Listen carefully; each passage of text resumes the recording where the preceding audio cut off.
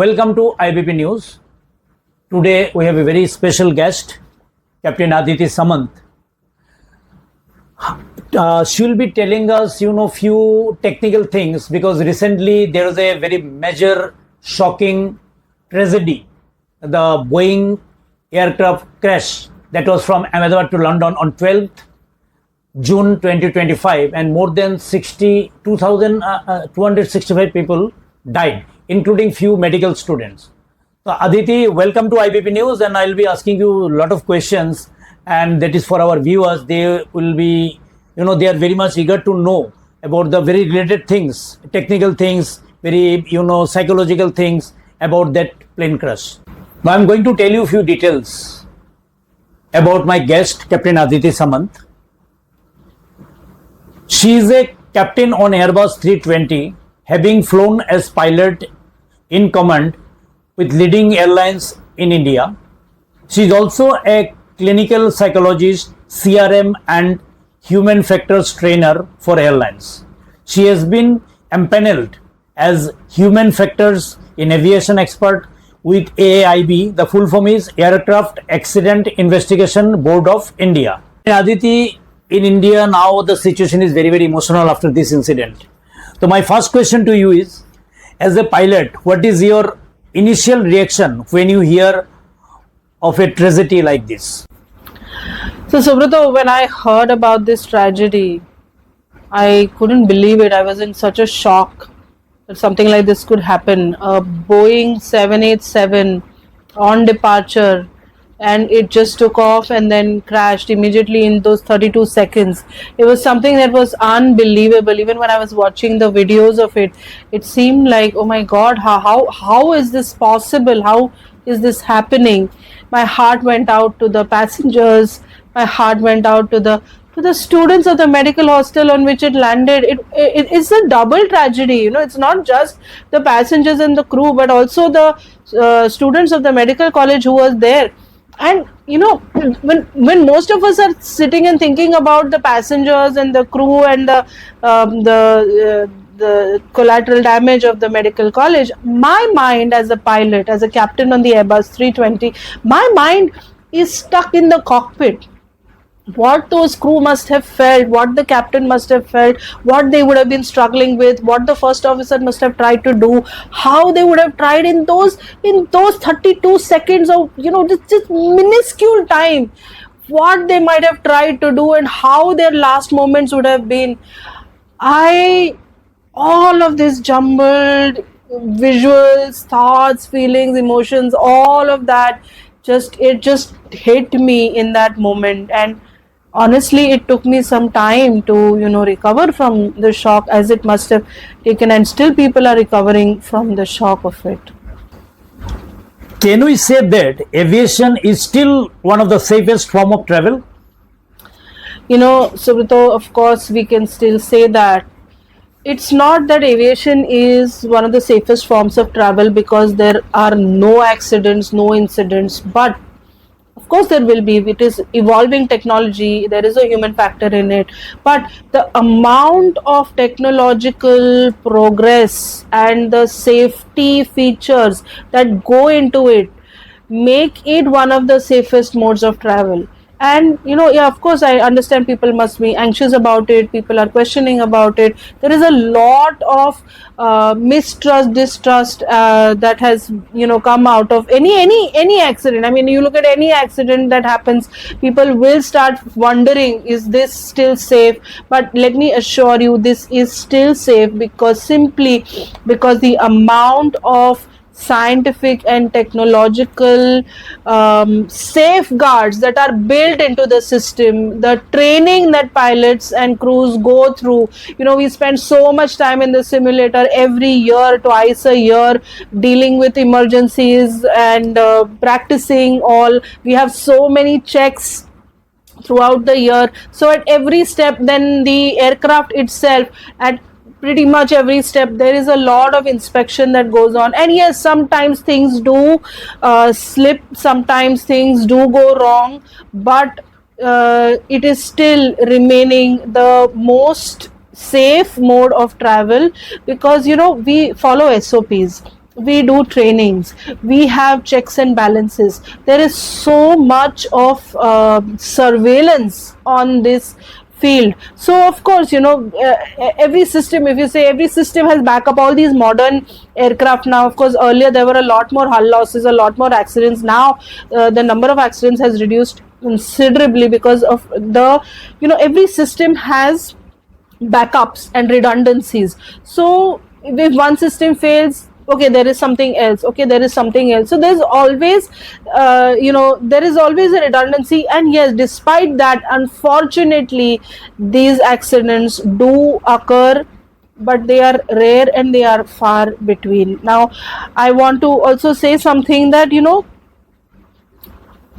unfortunately this whole field of aviation has been built on the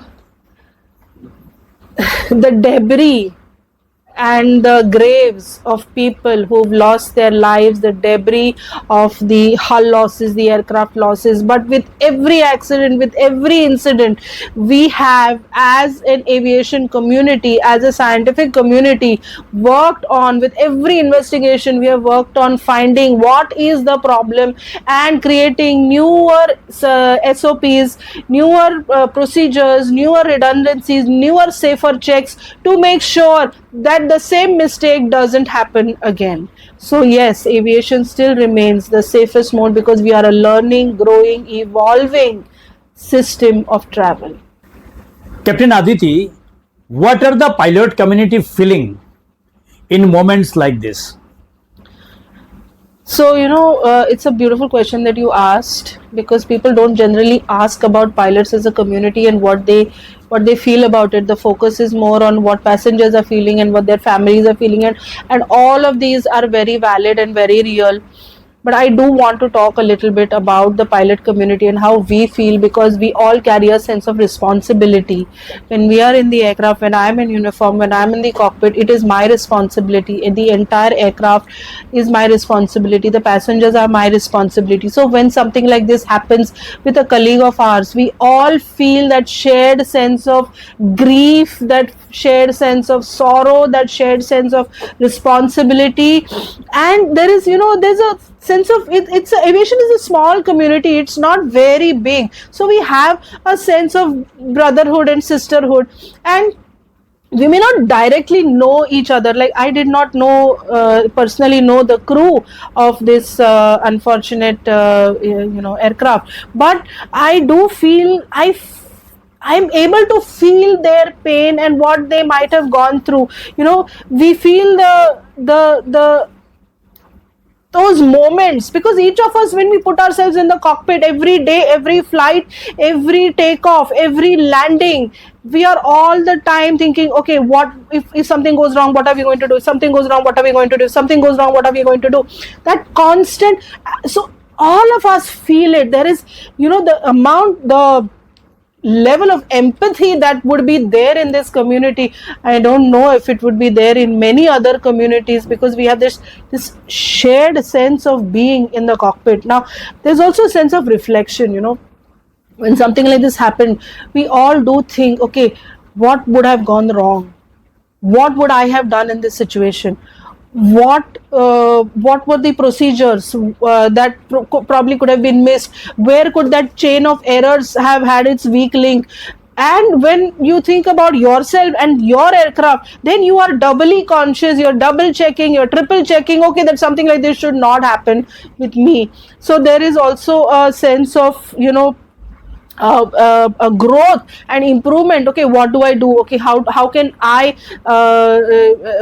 how can I work through my procedures so that I avert something like this happening to me? So yes, the grief that is there when something like this happens, the sorrow that is there, our hearts are with the families of those who perished, our hearts are with the crew members, the passengers, with everybody. And we stand united, we stand in solidarity with our fellow crew members, we stand in solidarity, whether it is the cockpit crew or the cabin crew, we stand with them in every single moment.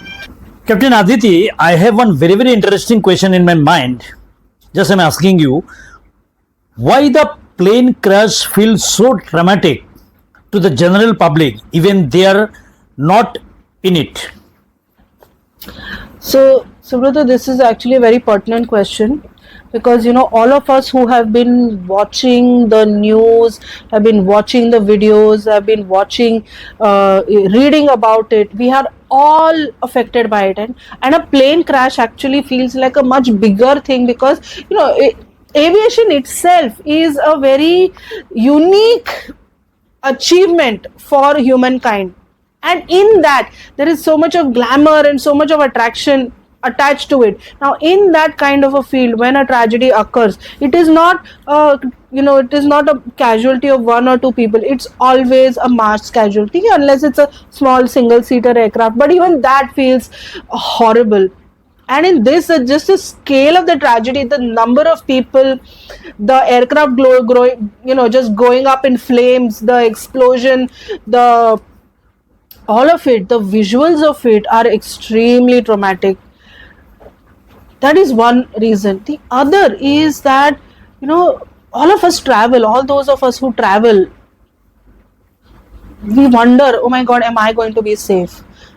When you travel by train, you're not that anxious because you're already on the ground, you're connected to the ground, that if something happens that you will be able to get out. But in an aircraft, it's a a metal tube flying through the air at such high speeds. You don't have a sense of control, and it is this this sense of, I don't have a sense of control. If there is a problem, I will not be able to just walk out of it. We had one survivor who miraculously walked out of it, but that is not something that is very common in tragedies like this. So there is a lot more, the shock of it, the sheer unbelievableness of it, the magnitude of these tragedies, they cause a much greater sense of sorrow. Then we also think that how would it be if I were in that aircraft or my family was in that aircraft, how would it be? So we also personalize it. Now when we personalize a tragedy like this, it causes much more trauma for us. So there is a term, actually it's called vicarious trauma. Vicarious means it is not yours, you're not in it, but you feel it. There's a whole biological reason for it which we will not go into, but as a therapist, as a trauma therapist, as a psychologist, as a human factors expert in aviation, I have studied this. And I also work with people who have gone through stuff like this. But aviation accidents, because of the sheer glamour of aviation and the fact that there is no escape, you are in the air in a closed tube, that feels that much more traumatic. And the magnitude of it, that when a passenger jet goes down, it's always like too many people. So yes, all of these factors contribute to a huge sense of trauma around aviation accidents. Captain Aditi, now I'm asking you very, very important question. Can you explain the role of investigation after a crash? Yes, any crash that happens, everybody is immediately curious, why did it happen, why did it happen, why did it happen? And everybody is throwing around theories like we have seen in the last few days. Everyone is trying to speculate and say, oh, maybe this, it may be that, it may be that. But the most important part is we need to wait for the actual investigation. Now investigation in any of these kind of crashes serves a very important role to go down, to look at all of the factors and to be able to pinpoint the single cause or the series of causes, the series of events that led to this eventuality, right? So now let's understand. Firstly, in investigation, we need to look at the debris, the way that accident has happened, the pattern of whether if there was an explosion or not, where it fell, how it fell, at what point it fell. how many people, etc. The investigators secure the site, they document everything, they take interviews of people who have witnessed it, they look at all the recorders, the DFDR and the CV, the basically the digital flight data recorder, which records all the all the systems excuse me, the data of the systems, the cockpit voice recorder. So all of these things give us information about what actually happened. Now without this information and without a proper investigation, it would not be correct to say, okay, this is probably the reason and this is probably the reason. Like many people are right now saying, oh, maybe the flaps were not up, or the landing gear was not up, or maybe this, maybe that. We don't actually know until we get all the data and until there is a thorough investigation. We cannot say that, okay, this was definitely the reason. So investigation plays a very important part in answering the question why. And connecting to the last question, you asked about why this is such a big trauma. Because people don't know why did it happen, how can this happen. Investigations, proper, thorough, systematic investigations answer these questions. So in my professional and personal opinion, I think we should allow the experts to take the evidence, to look at everything in a holistic view, to actually investigate why it happened, what are the links in the chain, where did that chain of errors begin which led to this disaster, and then come to a proper conclusion. And that will give us an answer to the why, and actually that will bring a lot of peace to everybody around why it happened. Because today, right now, whether we are talking about the families of the passengers, the families of the crew, the airline, the government, everybody is asking why. So wait, let's do a thorough investigation and let's get proper answers. Captain Aditi, my next question is, I'm relating this question with my previous question to you. The question is, what are the steps of accident investigation? Can you tell me? Very important question, and yes, it does connect with the role of accident investigation. So let me tell you step by step what we do in accident investigation. So I have been on the panel of experts, for human factor experts for aircraft accident investigation board. So let me tell you in very short what we actually do. Okay, so the first thing is we secure the site. When an accident occurs, the first priority is to secure the site, to do search and rescue, to see who is if there are any survivors, and once the survivors are cared for, then immediate danger is addressed. The investigation team, usually led by the AIB or any other kind of investigation board of that particular country, that moves in. The site is secured, every piece of wreckage is treated as evidence, nothing is moved without it being documented. Now you have seen in the videos, during the search and rescue operations, many people have moved the baggages, moved the debris, moved the pieces of the aircraft, but as much as possible we request them not to move things except when it is absolutely necessary for search and rescue. So we have to also check, the fire patterns, the impact of the debris, how big the radius was, etc., etc. The second is the recovery of flight data recorders. The DFDR and the CVR have been recorded. It is called the black box. Now this provides the timeline, okay, which is the speed, altitude, heading, the control inputs, the engine performance. The CVR provides the cockpit communication, when the aircraft was started, when the ATC permission was taken, what was happening, whether they were maintaining sterile cockpit, whether there was any other kind of conversation in the cockpit that gives us information about when the pilots detected the issue, what kind of issue it was, whether they did the checklist or not, whether they have followed the proper procedures, the SOPs, etc. Then we gather all the supporting information, aircraft maintenance records, when the last maintenance checks were done, where did the aircraft come from, what had they found, etc., etc. Were there any defects? Then we look at the crew training and medical records, whether the crew was trained for this kind of an operation, whether there were any missed missed checks or missed training sessions, etc., where they fit, where they rested. We look at their previous records of the flight duty time, whether they properly had their off days, whether they were under any kind of pressure. Then we also look at ATC communication, whether there was any anything that ATC had communicated, how the weather was, what were the environmental conditions, then the airport operations, was there anything unusual about the runway, whether all the navigation system was there, etc., etc. So once we get all of this information, we analyze the wreckage, we analyze the critical components, the engine, the flight controls, hydraulics, avionics, whatever we can get. Metallurgical analysis may be conducted in case of structural failure, and human factors and CRM reviews. So all of these things are done, and once they are done, we look at all of this and we analyze all the data, and we are able to come to a conclusion about why the accident happened, and then we release the report. Now the report doesn't just state what happened, it states why it happened, and the most important part of that report actually is what can be done to prevent such accidents in the future. Like I said, that all our SOPs, all our standard operating procedures, safety procedures have been built on the graves and debris of past incidents and accidents, and which is why these safety recommendations of the investigators are very, very important.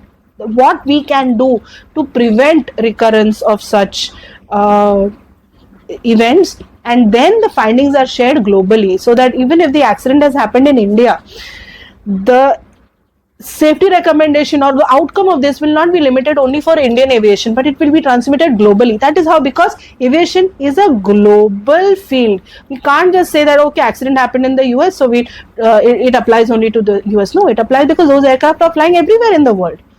So this is how we standardize our procedures world over, and safety procedures world over are standardized by looking at the recommendations of various accident and incident investigations. Captain Aditi, my next question is, what is the role of black box in plane crash investigation? Okay. So we have touched upon the concept of black boxes, the FDR, the DFDR, briefly in our other question discussions, but here I want to talk a little bit more in detail about it since you asked the question. So what basically their black boxes has two components in it: the DFDR, which is the digital flight data recording system. So it records the altitude, the speed, etc., and all the system information about the aircraft, the parameters, and the timelines. Okay, so it is a very technical record of everything that goes on in the aircraft, because most of these modern aircraft are software driven. Most of them are fly by wire, and we all have this very software based approach. So everything is recorded. Even if you touch a switch, it is recorded that, okay, this switch was touched at this time. So all of this data is recorded in the DFDR. Then there is a CVR, which is the cockpit voice recorder, which I also just spoke about, that it records all the cockpit communication, the communication between the crew members, the communication between the crew members and the ATC. It also records the announcements from the cabin. So a lot of this is very important because it gives us a complete picture of what was happening and why it was happening. Now, if you just look at the CVR, it may not give you enough information. If you just look at the DFDR, it may not give you enough information. Especially the DFDR may not give you information about when the crew was aware, how much they were aware, whether they were following the procedures, etc., etc. So both of these are required. And when we do the investigation, when we listen to the CVR, we listen not to blame the pilots. We don't listen to, okay, this is where he went wrong, this is where she went wrong. No, we are not looking to blame. We are looking to create a pattern of what was happening and assign accountability where it was due. For example, if certain checks were missed or whatever. But in the grand scheme of things, where did that event lead to the next problem? And what then occurred? So this is how we are looking We also want to see whether the crew has applied all their training, whether they've taken all the procedures that are mentioned that they're supposed to do, whether they've actually done them. What was the kind of environment in the cockpit between the captain and the first officer, whether CRM, the crew resource management principles were followed, so whether they were under stress. So all of these things, we look at this because we have to understand how they made the choices that they made, what informed them, what drove them to make the choices that they made. Some of them were excellent choices, some of them may not be the best choices. So what was going on? So together the DFDR and the CVR gives us a complete picture of what was actually going on from the technical perspective and from the human perspective. Now this plays a very important role in the investigation, and like I told you in the earlier question, how we do the investigation, so the majority of the investigation is based on this. So that is why the black box is the most important aspect of an air crash investigation. Achha, now you tell me, how do pilots train for emergency? So Subrata, training for emergencies is the most important part of our trainings. Okay, so everyday flights are different. We expect a normal flight, but every 6 months we undergo simulator sessions where we practice all the possible emergencies. We practice our SOPs, things that you can't do in normal line flying. Okay, so if you look at all the reactions from the public when something like this happens, people are asking, aren't they trained, didn't they know, couldn't they handle it? Well, let me tell you one thing, that most of the times they are well trained, because every airline wants its pilots to be very well trained. They do not accept below standard pilots. They do not accept, because you're giving people's lives in their hands. So yes, our training standards, our training procedures are very, very strict. Okay, so let me come to the part about how we actually train. So all of you must have heard about simulators. So these are high level machines. Okay, the simulator is actually a replica, not a mock-up, a replica of the cockpit and every system. And I have done trainings in the simulator both as a trainee and a trainer. The systems are set up so that the trainer is able to give you many emergencies and able to see how you deal with those emergencies, whether you know the procedures, whether you understand what's going on. They phrase the simulator and then they explain to you. So there's a whole training process. There's also a check that is done after that, and if you fail the check, you are given another opportunity to train where you failed. So we don't just put people in the cockpit. And so this simulator training is a very, very important part of keeping your license current. If you've not done that every 6 months, then your license is not current. You cannot fly.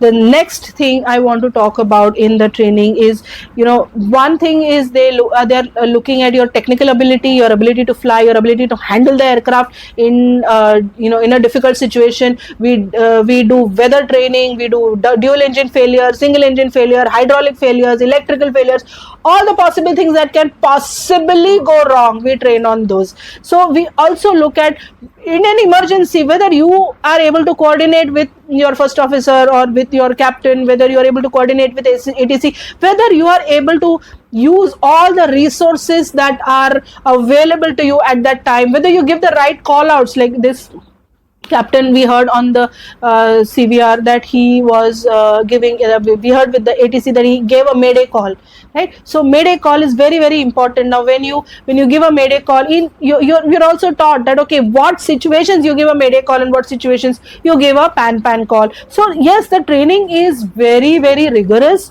because the airline has to maintain its standards, because you are giving those two people, those two, the captain and first officer, you are giving them so many lives in their hands. So yes, of course, but again, training and checking doesn't mean that nothing will go wrong.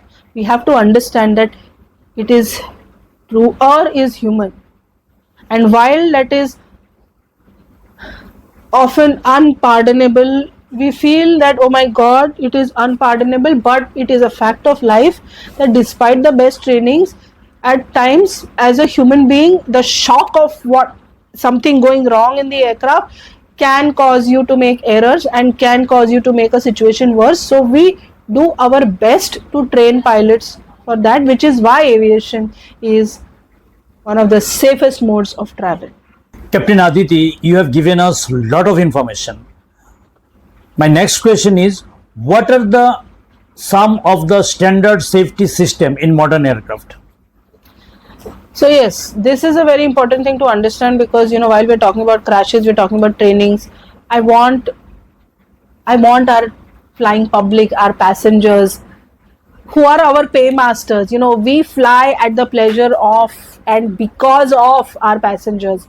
So I want them to, yes, actually understand what are the safety systems, what are the redundancies, what is the technological marvel that an aircraft is, because I want you to be able to trust us and trust the aircraft and trust aviation again. So let's talk about the Boeing 787 and Airbus 320 and 330, 340, all of the 777. These are modern marvels of technology, because they have something called a fly-by-wire system, where it is not just the pilot but also a computer that acts as a redundancy to what the pilot's input is. So yes, as a human being, I may pull a little harder, you may feel a little jerk, but in a fly-by-wire aircraft, these modern aircraft, even if I pull a little hard, the information that goes to the control surfaces through the electronic means has a limitation. So aircraft limitations are a very important part of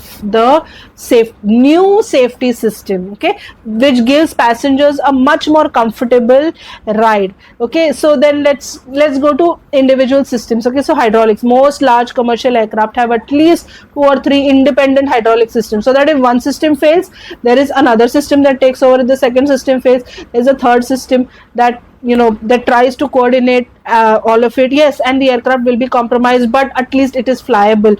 So in the Airbus, for example, we have green, blue and yellow systems, and if one fails, the others compensate. So electrical systems, now let's talk about electrical systems. Again, like hydraulics, they have multiple redundancies. So we have engine driven generators, we have the APU, which is the auxiliary power unit, we have ram air turbine. Many people are saying that in this video, in the 787 crash, they are seeing the deployment of the ram air turbine, indicating that there probably was a complete loss of power. I don't know about this.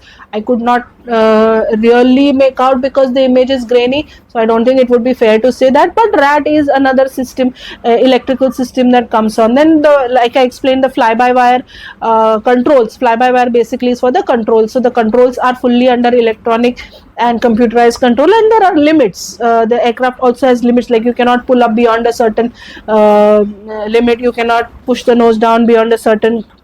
So all of these are meant for safety of the aircraft as well as passenger comfort. The next is fuel systems. So fuel systems are designed to be flexible and redundant. Again, we have a number of cross feed, number of fuel pumps. So if fuel pumps fail, then the other pumps take over. If one wing tank is not available, we can cross feed from the other wing tank. So again, pressurization, oxygen, multiple outflow valves are there. If cabin pressurization fails, then one pressurization control fails, the other one takes over. So even if the oxygen masks get deployed, if both of them fail, but then we have a procedure to descend immediately. Fire suppression, the engines, the cargo holds, they all have automatic fire extinguishers. We have multiple fire extinguisher bottles that we, with the press of a switch, I can extinguish a fire in the engine, and in the cargo, I can isolate the systems with that switch also. The landing gear, now the landing gear extension also, of course, it is electrical, but then we also have a gravity gear extinction, that even if the hydraulics are lost, even if pressure is lost, with the with the gravity gear extinction, my gear will fall. Communication is also very sophisticated. So all of these are layered, redundant systems that very rarely all of them fail. Unfortunately, we don't know what happened in this Ahmedabad crash, what exactly caused multiple system failure, which probably led them to have a mayday call. But redundancies, checks, balances, SOPs, communication between the crew members, all of these are part of the safety system. We deal with it in flight safety. We call it SMS, Safety Management Systems. So wow, this yeah, it is a lot of systems, safety and redundancies that go into making aviation what it is today. So please tell me, what is the role of ATC in emergency? Yeah, so the air traffic controllers play a very important role in normal flight also, in emergency situations also, because they are our external resource. In the aircraft, it is just me and my co-pilot, but the ATC is my external source of help. So when I am dealing with an emergency, we need to inform the ATC to keep other aircraft away, to make sure that our flight path is clear, to make sure that if I'm coming in for a landing with with an aircraft that has some issues, to make sure that my runway is available to me on takeoff. Also, they offer invaluable support of clearing the airspace and helping us actually understand, okay, what are my options now. Like if you remember the Hudson A320 Hudson landing, where they lost both the engines, the ATC tried to help them out, saying, okay, this airfield is available, that airfield is available, but they landed in the water. So ATC actually gives us invaluable support in helping us understand what are my options in case of a failure, where do I go, how do I reach there, and they help in keeping away other traffic to avoid mid-air collisions. So really important role that they play for us. Captain Aditi, now I am going for my last question. The question is, what do you feel about the media coverage of such type of accident? So, Sumito, I think media plays a very important role in responsible or irresponsible reporting. And in this day and age of everybody having a smartphone and being able to take videos and post them for free everywhere, I think the media and people need to work hand in hand, and we also need to respect people's privacy, the sanctity of the crash site. Media needs to be able to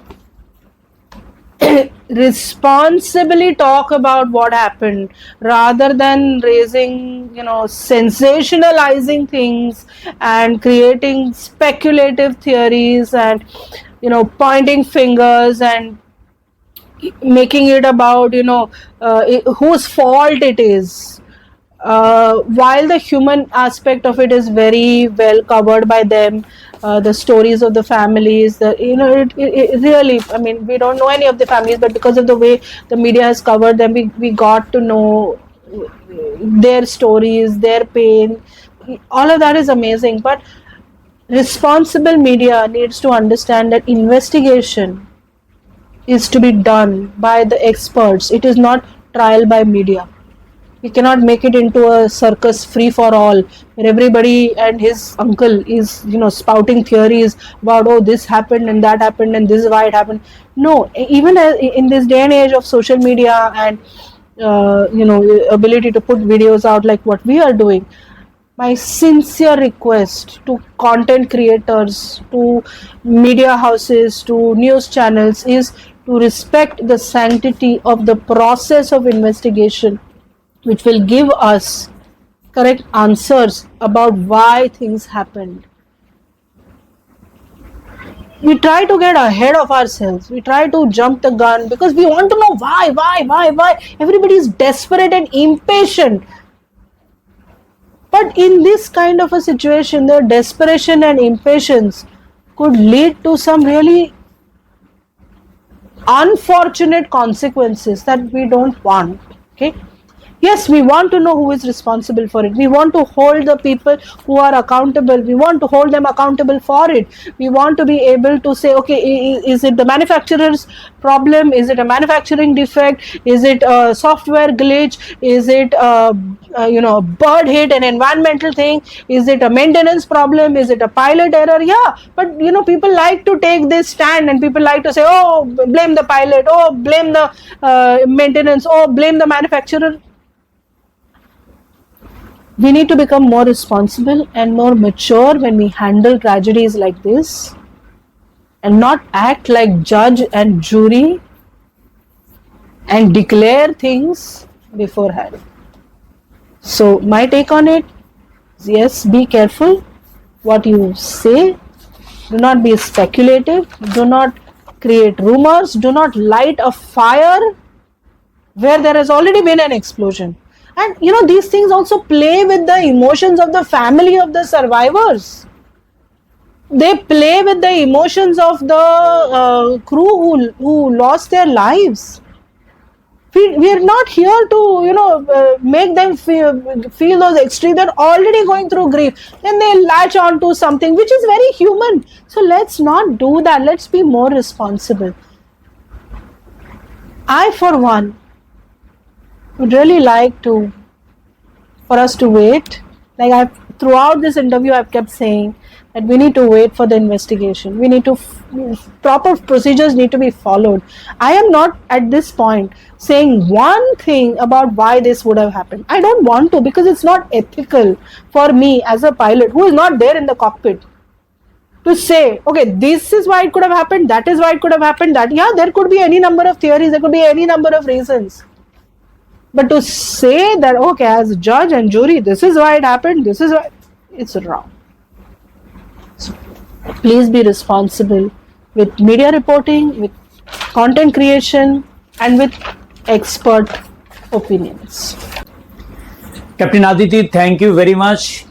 You came to our IBB News studio, given us a lot of information about the crash, the Boeing 787 crash.